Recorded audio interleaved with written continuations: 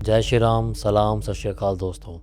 मैं आपका होस्ट आर्यन चौधरी स्वागत करता हूँ आपका द चेजिंग शेडोज प्रेजेंट आपकी कहानी मेरी ज़ुबानी में।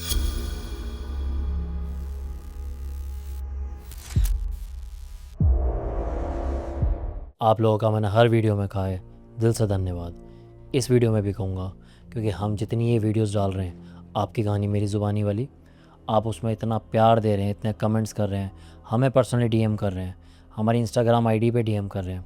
इवन आपकी जो नंबर ऑफ़ स्टोरीज़ है वो काफ़ी बढ़ चुकी हैं, तो उसके लिए सच में दिल से धन्यवाद। ये जो नंबर यहाँ स्क्रीन पर मेंशन हो रहा होगा, ये हमने मेंशन ही इसलिए कर रखा है कि अगर आपकी भी कोई ऐसी कहानी है जो कहीं राज़ों में दफन हो रखी है, आप चाहते हैं कि वो मैं सुनाऊँ, मैं नरेट करूँ, सारी दुनिया के सामने लाऊँ और लोगों को पता चल सके कि क्या क्या आपने फेस किया है और क्या जीवन में गलतियाँ करना बहुत भारी पड़ सकता है, तो आप अपनी कहानी उस पर भेजिए। मेरी टीम आपसे खुद रीच आउट करेगी। और अगर आप चाहते हैं कि हमारे पॉडकास्ट सेंटर में आए, हमारे सामने बैठे हैं, आप अपना अनुभव दुनिया को बताएं ताकि दुनिया को सीख मिल सके कि क्या जीवन में गलतियाँ बिल्कुल नहीं करनी चाहिए, then you are more than welcome. आप मैसेज करें, हमारी टीम आपसे खुद रीच आउट करेगी। तो हो सकता है कि अगले आप हों जो पॉडकास्ट में हमारे सामने बैठे हों। और भी अगर आपको हमारा काम अच्छा लग रहा है या कोई हम में कमी रह जा रही है तो उसके रिगार्डिंग भी आप मैसेज कर सकते हैं। हम हमेशा आपके सुझाव को स्वीकार करेंगे और अपनी गलतियों में सुधार करेंगे। अब देर ना करते हुए आते हैं सीधा आज की कहानी पे। आज की कहानी का क्रेडिट मैं खुद की ही टीम को दूंगा, यानी आपकी कहानी मेरी ज़ुबानी की टीम को, क्योंकि ये भी कहानी जो है कहीं से किसी की भेजी हुई, किससे प्रेरित, कुछ भी आप माने, मैं तो कह रहा हूँ फिक्शनल ही मान लीजिए। क्योंकि जो मैं हमेशा कहता हूँ, कहानी को कहानी समझ के सुनो, ज़्यादा मज़ा आएगा। तो क्या आपका दिमाग नहीं भटकेगा ना इधर उधर कि ये चीज़ झूठ हो सकती है, ये चीज़ रियल हो सकती है। आप कहानी समझ के सुनो और मैं तो कहूँगा उस कहानी में खो जाओ। तो चलिए देर ना करते हुए शुरुआत करते हैं अपने शो की।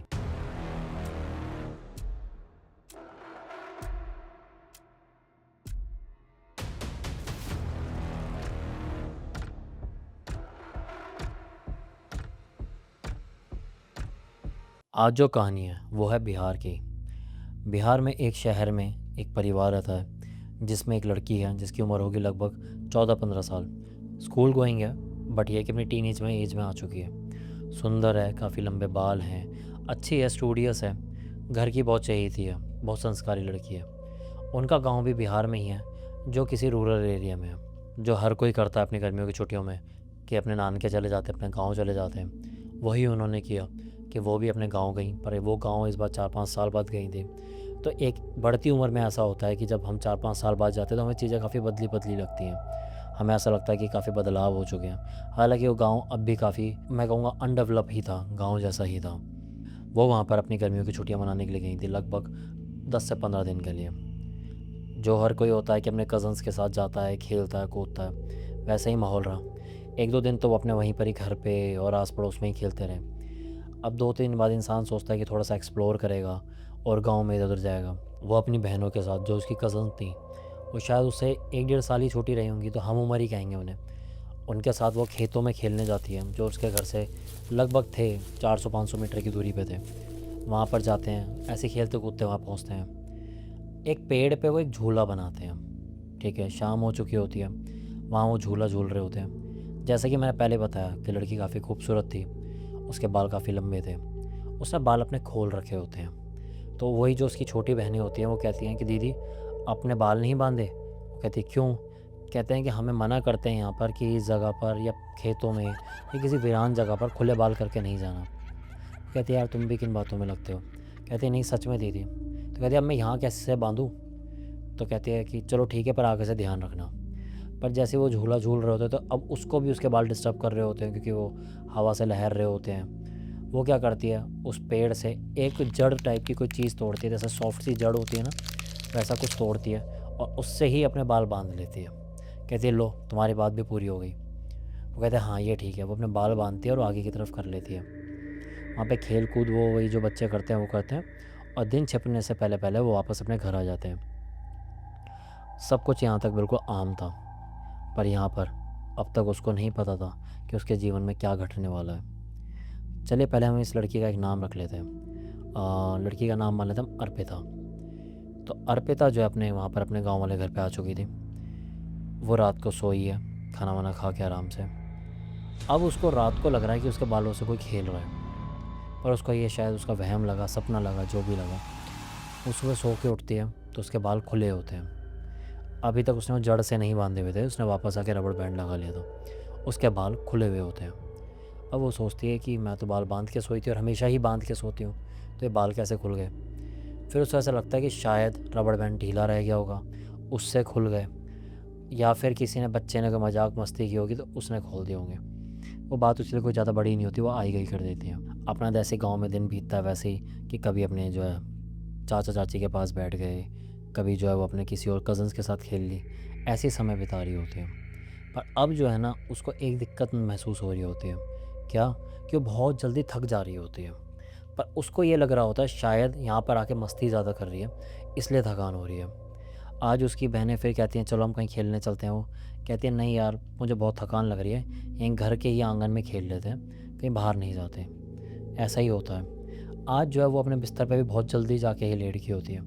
आपको पता है शहरों में हम 11-12 बजे से पहले तो अपने बिस्तरों पे लेटते भी नहीं हैं, पर गाँवों में जल्दी सो जाते हैं। पर शायद वहाँ पर भी 7-8 बजे तक सोते हैं। वो 6 बजे ही जाके अपने बिस्तर पे लेट की होती है। वो इतनी थकान फ़ील कर रही होती है, वो वहीं लेटी होती है। उसे खाने के लिए बुलाया जाता है। वो खाना भी इवन अपना बिस्तर पर वहीं मंगवाती है, खाती है और कहती है मेरी तबीयत ठीक नहीं लग रही, मैं सो रही हूँ। वो लोग सोचते हैं शायद इसका माहौल चेंज हुआ है, वेदर चेंज हुआ है, तो इस वजह से इसको थोड़ी बहुत तबीयत ख़राब हो रही होगी। वो भी कहते हैं कोई नहीं, सो जाओ। उसको सुला दिया जाता है। अब वो रात को सोती है, उसको सेम वही फील होता है कि उसके बालों को कोई खींच रहा है, कोई छेड़ रहा है उसके बालों को।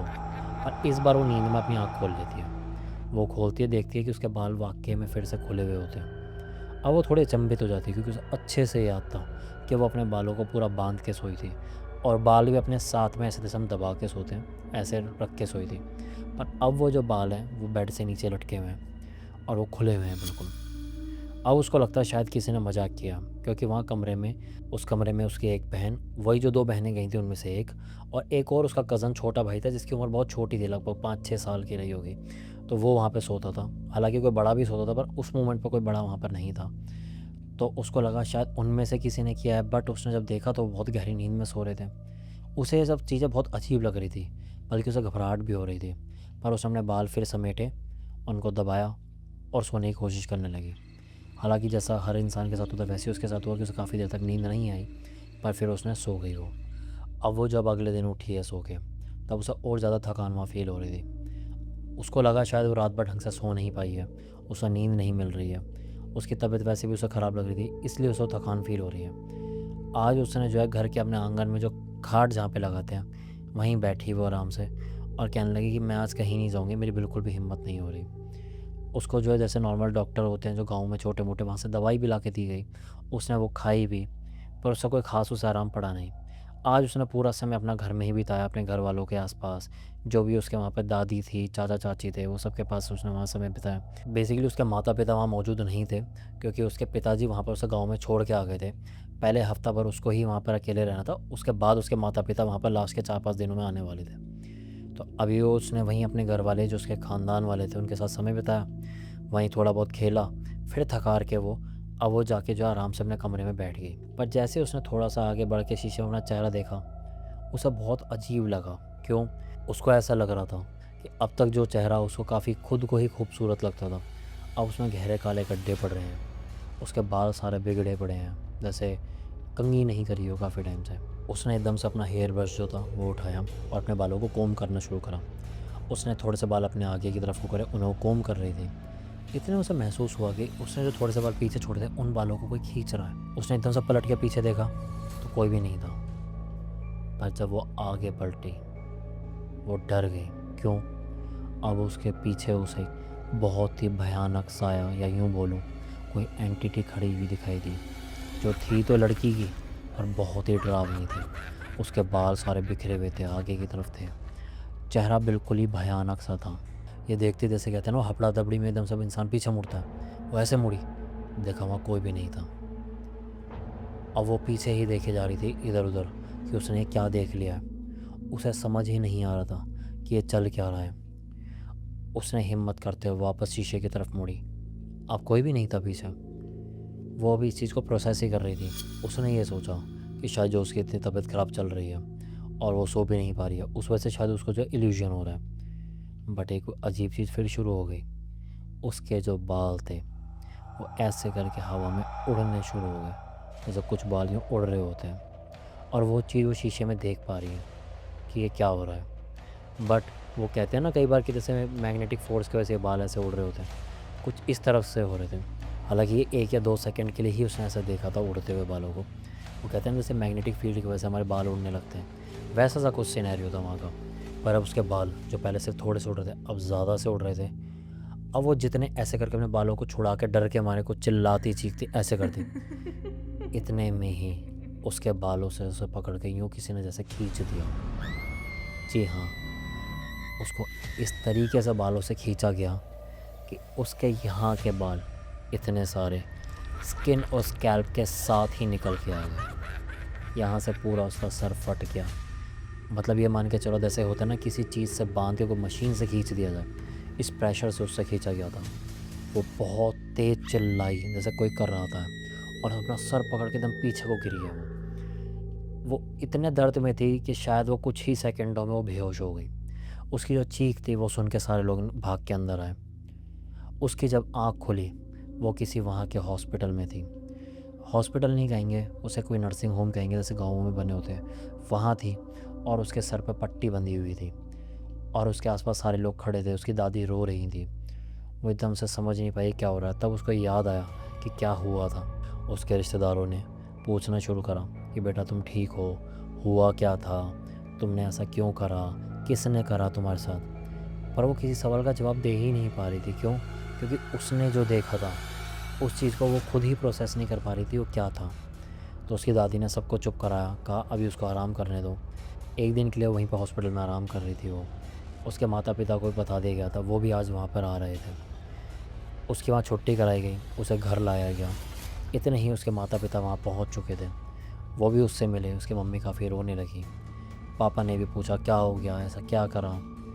उसने जो है तब वो चीज़ें बतानी शुरू करी कि मैंने ऐसे पीछे किसी को खड़ा हुआ देखा, फिर मेरे बाल जो है ऐसे उड़ने लगे। तो उसकी बातों को जो उसके पापा और मम्मी थे वो तो ज़्यादा यकीन कर नहीं रहे थे, पर गांव वाले जितने भी थे वो सब यकीन कर रहे थे। पर वो समझ नहीं पा रहे थे इसके साथ ये चीज़ें हो क्यों रही हैं। पर वो सारी पैरानॉर्मल चीज़ें या ऐसी तरीके की जो घटनाएं होती हैं गाँवों में अक्सर लोग यकीन करते, तो वो भी यकीन ही कर रहे थे। उसके पापा कहने लगे बातें मत बना, सही सही बता कैसे लगी है। तो वो कहने लगी मैं बातें नहीं बना रही हूँ, ये चीज़ें मेरे साथ 2-3 दिन से ही चल रही हैं। मैं जब रात को सो भी रही होती थी मेरे बाल अपने आप खुल जाते थे, ऐसा लगता था कोई इसे खींच रहा है। पर मैं सोचती थी शायद मेरा वहम है या कोई बच्चा कोई हरकत कर रहा होगा। मैंने इन सब चीज़ों पर ध्यान नहीं दिया, पर ये चीज़ें इतनी बढ़ चुकी हैं। ऐसे बोलती है और उसके बाद एक बहुत ही अजीब सी चीज़ होती है और ये बोल के वो खुद ही हंसने लग जाती है। ये देख के तो उसके मम्मी पापा भी डर जाते हैं, या यूँ बोलो हक्के बक्के रह जाते हैं। क्योंकि जो वो हंसी थी और वो जो हाव भाव थे वो बिल्कुल भी अर्पिता के तो नहीं थे। उसके जो गांव वाले रिश्तेदार थे, या यूँ बोलो उसके जो दाद का था, वो सारा समझ चुका था कि ये क्या चल रहा है। उसको जो है वहीं बैठाया गया। गांव के जो कहते हैं ना जो उतारा करते हैं, वैसे एक पंडित जी को बुलाया गया। वो एक कमरे में थे, वो वहाँ पर आए हैं। और जैसे ही वो वहाँ पर आए हैं, अर्पिता जो अब थोड़ी शांत थी वो वापस से बहुत ज़ोर ज़ोर से हंसने लगी। वो कहने लगी अच्छा तो तू आया है मुझे सही करने के लिए, तू करेगा। और ये बोल बोल के बहुत हंसने लगी। पंडित जी अपनी ईगो पे ले गए बात। पंडित जी ने बोला सब बाहर निकल जाओ, क्योंकि यहाँ पर जो भी मौजूद होगा ख़तरा है कि ये चीज़ जो उसके ऊपर हमला ना कर दे या उसको पोजेस ना कर ले। क्योंकि मैं यहाँ पर सबको प्रोटेक्ट एक साथ नहीं कर पाऊँगा, पर मैं इसको तो नहीं छोड़ूंगा। तो आप लोग सारे के सारे बाहर निकल जाओ। अब उसके सर पर पट्टी बंधी हुई थी, काफ़ी गहरी चोट थी, तो सब कंसर्न थे उसके लिए। पर गांव में जो दादी थी उन्होंने सबको समझाया कि पंडित जी को अकेला छोड़ दो, इन्हें पता है चीज़ें कैसे हैंडल करनी होती है, हम सारे बाहर चलते हैं। दादी घर की बड़ी थी तो उनके कहने पर सब बाहर आ गए। उस कमरे का जो दरवाज़ा था उसको ऐसे भीड़ दिया गया, मतलब उस पर कोई ताला नहीं मारा गया, कोई संगली नहीं लगाई गई, पर उसको ऐसे हल्का सा झुका दिया गया। अब उस कमरे में खाली वो पंडित जी थे और अर्पिता थी, या यूँ बोलूँ अर्पिता के अंदर जो चीज़ थी वो थी। अब पंडित जी ने 4 कदम आगे बढ़े, उसकी तरफ को गए और उसके माथे पे हाथ रख के एकदम से उन्होंने कुछ मंत्र उच्चारण करने शुरू करे। जैसे वो मंत्र उच्चारण कर रहे थे अर्पिता जो है और ज़्यादा देख के हंसने लगी। पंडित जी को देख के और गुस्सा आया। वो अपने साथ जो एक पोटली सी लाए थे उसके अंदर से उन्होंने कोई विभूत निकाली उसको जो है उसके पूरे माथे पे मल दिया। और जैसे ही माथे पे मला, वो एकदम से अर्पिता बेहोश हो गई, पीछे गिर पड़ी। पंडित जी को लगा शायद उन्होंने उस एंटिटी पे विजय पा लिया। कैसे कि उसको काबू कर लिया है। जो अब तक उन पर हंस रही थी अब वो उनके काबू में आने लगी है। उन्होंने जैसे उन्हें लगा कि शायद उन्होंने जो बबूत लगाई है उसकी वजह से कमज़ोर पड़ गई है। ये सोच के पंडित जी जैसे ही वापस पीछे को मुड़े कि घर वालों को बुलाने के लिए कोई क्रिया करनी होगी, उन्हें एहसास हुआ कि उनके पीछे कोई खड़ा है।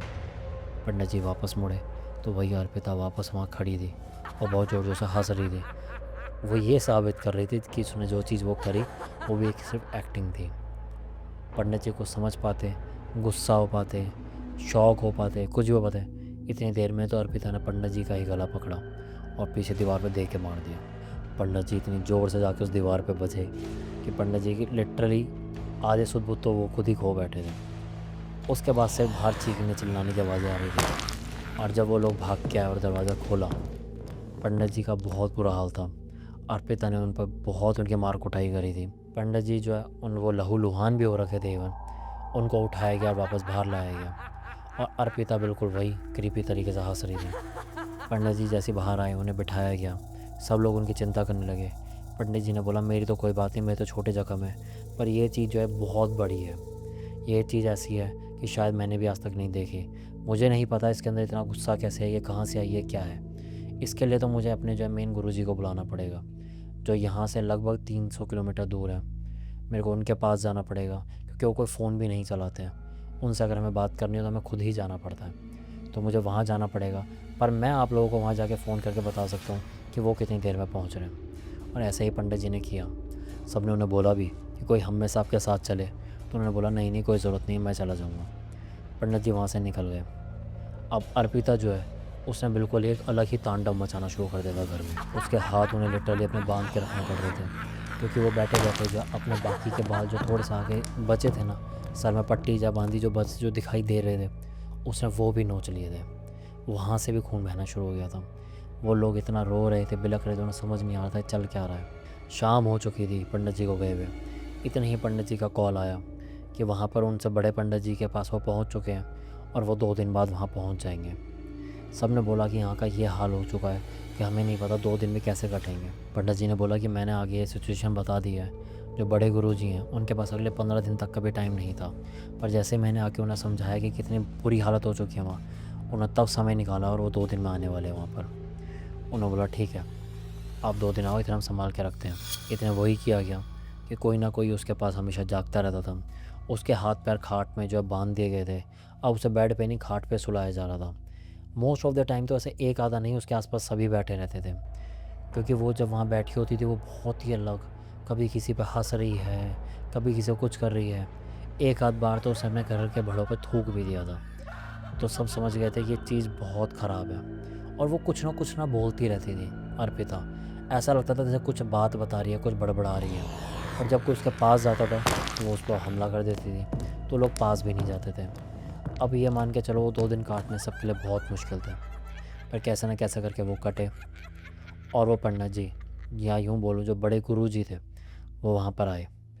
वो जैसे ही उनके मोहल्ले में घुसे, यूँ मानो उनकी गली में उन्होंने कदम रखा, जो अर्पिता ने अब तक तांडव मचा रखा था उसने डरना शुरू कर दिया था। वो अपने हाथ पैर छुटा रही थी, वो रो रही थी, वो कह रही थी मेरे को खोल दो, मुझे खोल दो, मुझे खोल दो, मुझे खोल दो। वो सिर्फ रोए जा रही थी जैसे अब तक जो बहुत ज़्यादा घमंड में थी, अब वो जैसे तड़प रही हो। वो सिर्फ ये चीज़ बोल रही थी मुझे खोल दो, मुझे खोल दो, और कुछ बोल ही नहीं रही थी। पर घर वाले उन्हें तो खोलना नहीं था। पंडित जी ने जैसे घर के अंदर कदम रखा, अब वो दहाड़े मार मार के रोना शुरू हो गई थी। पर अब वो करीबी तरीके से नहीं रो रही थी, अब वो एक लड़की के तरीके से रो रही थी। और जो बड़े पंडित जी थे यानी वो जो गुरु जी थे, वो सीधा चलते हुए उसके पास आकर खड़े हुए।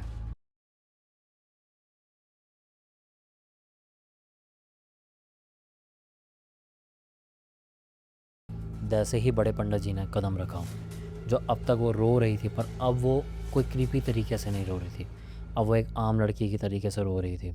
बड़े गुरु जी ने उसकी तरफ देखा और सीधा बोला क्यों परेशान कर रही है इस लड़की को तू? तेरा इसने क्या बिगाड़ा है?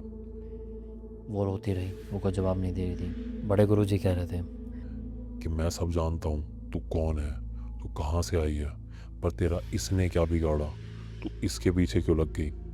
वो कोई जवाब नहीं दे रही थी, वो सिर्फ एक चीज़ बोल रही थी, मुझे खोल दो, मुझे यहाँ से जाने दो। वो कहने लगे, हम नहीं खोलेंगे, तू पहले बताएगी। यही कहा सुनी उनमें आपस में चल रही थी।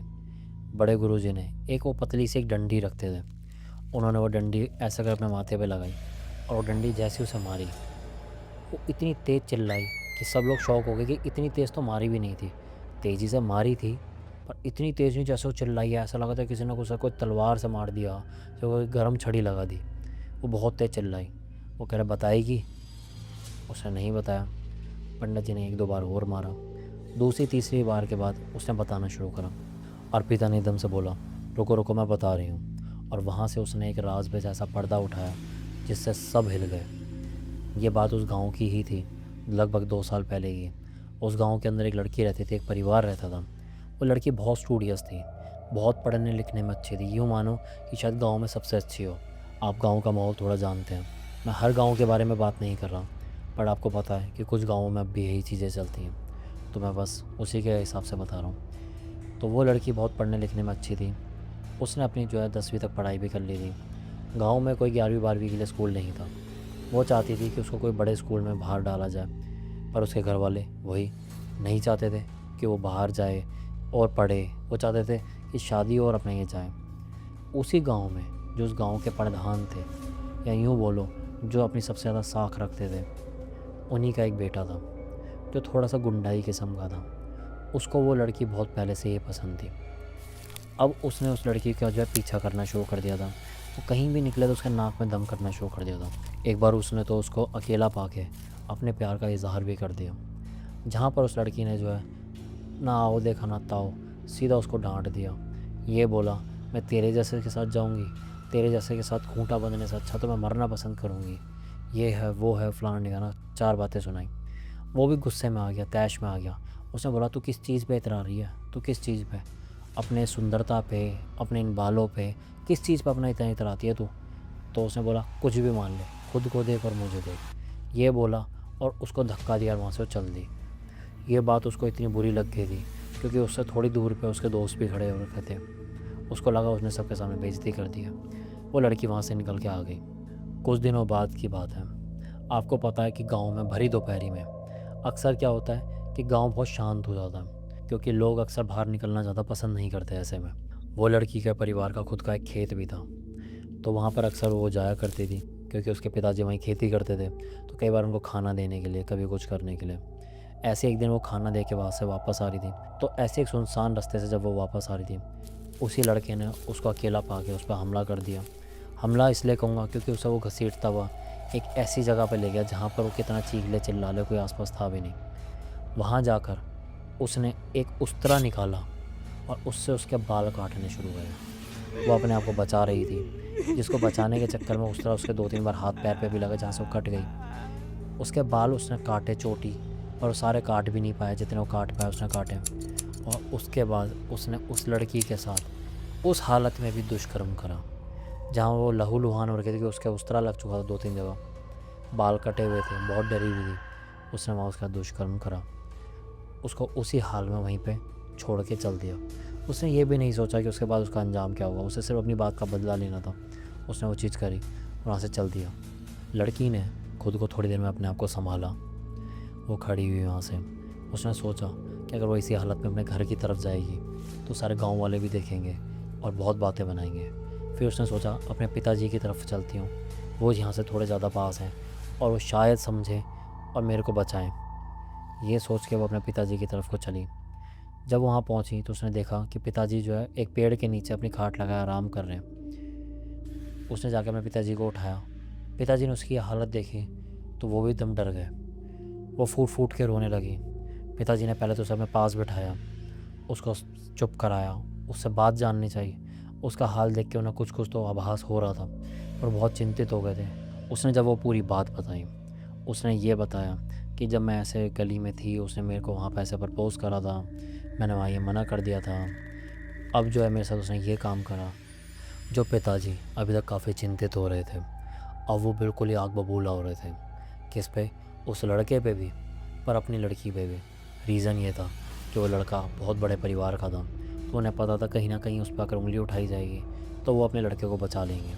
दूसरा, उन्हें अपनी लड़की पे गुस्सा इसलिए आ रहा था क्योंकि वो उसको पहले ही रोकते थे, कहीं बाहर मत जा, मत पढ़, तेरे को पराए घर जाना है।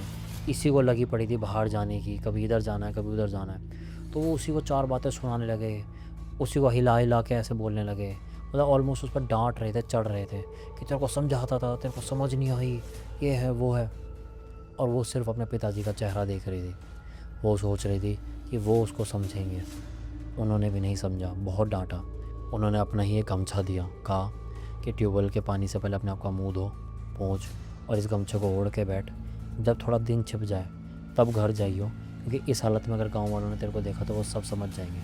मतलब वो अपनी बेटी को लेके उल्टा शर्मसार हो रहे थे, और ये देख के वो लड़की का ऑलमोस्ट दिल टूट चुका था। उसने बोला ठीक है पिताजी, ऐसा ही करूँगी। पर वो बिल्कुल गुमसुम हो चुकी थी। वो लगभग दिन से लेके शाम तक यही चीज़ों को सोचती रही। उसके पिताजी खेतों में काम कर रहे थे, बहुत चिंतित थे, वो भी बहुत रो रहे थे, गुस्से में थे, मिक्स ऑफ इमोशंस थे, पर तब भी खेतों में काम कर रहे थे वो। उसने खुद को अकेला पा गया। थोड़ी सी दूरी में एक खेत में एक पेड़ था, वहाँ गई। उसने वही गमछे को अपने गले में बांधा और एक टहनी से लटक के उसने फांसी लगा ली। वो लड़की ने वहीं पर ही दम तोड़ दिया था। उसके पिताजी को पता भी नहीं चला था कि वहाँ पे लटक चुके हैं। उन्होंने अपना काम निपटा कर जब आधे 1 घंटे बाद वापस वहाँ पहुँचे, देखा उनकी बेटी नहीं है। उन्हें इधर उधर देखना शुरू करा। पहले तो उन्हें लगा कि मैंने तो कहा था कि थोड़ा लेट जाई हुई है, इतनी जल्दी क्यों चली गई। पर उनकी थोड़ी देर में नज़र पड़ी कि थोड़ी सी दूरी पे कि एक खेत में एक पेड़ है जिसके ऊपर कुछ लटका हुआ है, और उन्होंने गौर से वहीं खड़े खड़े देखा तो उन्हें वहीं से नज़र आ चुका था कि वो एक लाश है, और वो भी वो उनकी बेटी की। बस वही भागते हुए वहाँ पर पहुँचे, अपनी बेटी को उतारा, पर उन्होंने अपनी लड़की को घर ले जाना सही नहीं समझा। क्यों? क्योंकि घर पे जो और बेटियाँ थीं, उन्हें सोचा कि अब घर की ऐसी बदनामी हो जाएगी कि शायद उनकी भी शादी फिर ना हो पाए। उन्होंने क्या करा, उसी पेड़ के पास एक गड्ढा करा और अपनी बेटी को वहीं दफना दिया। दिल पे पत्थर रख के वो वहाँ से आ गए, और उन्होंने पूरे में अब बात फैला दी कि उनकी बेटी कहीं खो गई है, मिल नहीं रही है। ये थी वो कहानी उस लड़की की। अब ये अर्पिता जब वहाँ पहुँची थी, जब इन्होंने वो झूला बनाया वो उसी पेड़ पर बनाया था, और तो और इसने वो जो जड़ उखाड़ के जो सर पे बांधी थी, वो जड़ भी वहीं से ही उखाड़ी थी जहाँ पर वो लड़की दफन थी। वो लड़की इसलिए अर्पिता की तरफ खोली थी क्योंकि एक तो उस लड़की की उम्र और अर्पिता की उम्र लगभग सेम थी, हाव भाव, रंग रूप सब कुछ सेम था, और तो और अर्पिता ने वहीं से वो सारी चीज़ अपने साथ ही जोड़ ली थी। इसलिए उस लड़की ने सोचा कि मैं इसके शरीर में आके अपनी वो ज़िंदगी जीऊँगी, और कुछ ही टाइम में इसको भी मार के अपने साथ ले जाऊँगी। इसलिए ही वो उसको इतना हार्म कर रही थी। शायद वो इतनी जल्दी उसे हार्म करती भी नहीं, पर अर्पिता ने देख लिया था कि उसके बालों से खेल रही है वो, उसने गुस्से में उसको फिर हार्म कर दिया था। ये देख के बड़े गुरुजी ने बोला कि हमें जो है तुम्हारी कहानी का बहुत दुख है जो तुम्हारे साथ हुआ है। हम जो भी इसके लिए कर सकते हैं वो करेंगे, मैं वो क्रिया करूँगा, मैं तेरी आत्मा को मोक्ष भी दिलवा दूँगा, पर तेरे को ये लड़की को छोड़ना होगा।